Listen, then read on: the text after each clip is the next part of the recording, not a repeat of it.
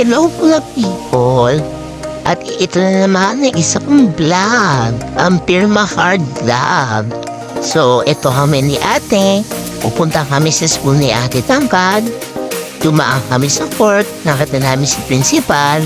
Nagmi-meeting para sa mga graduating grade 10 students. So, ayan, dito kami dumaan sa may shortcut para hanapin ang room ni ate Tangkad. Ayan, nakita tayo mga estudyante. Ito ang nanay nyo, namamagam, ha? Kasi may init ang panahon.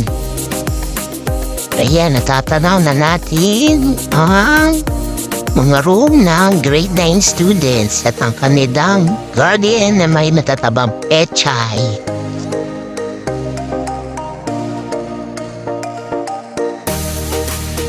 So ayun, nakita na namin si ate Tangkad.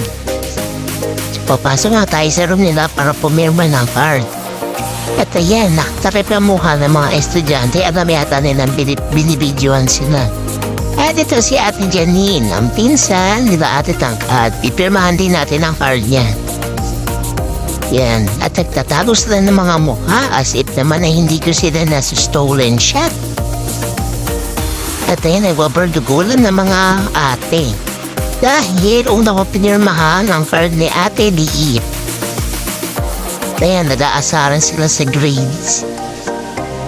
So yan, tuloy na si ate. Tayo waiting kasi may kinakausap pa si sir na parent. So yan, pipirmahan na natin ang card nila ate Janine at ate Tangkad. Pagkatapos, uuwi na tayo.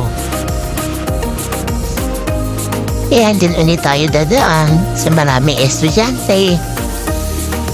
High school life. Masalubong pa tayo ng puno na props. O yan, dahil mainit ang panahon. Dito tayo dumaan sa may silong. Ayan, ito yung alma mater ni Ate Liit. Dito siya nag-high school dati. So, yun lang guys. Ito yung nanay yung namamagang pa. So, bye-bye! Thanks for watching!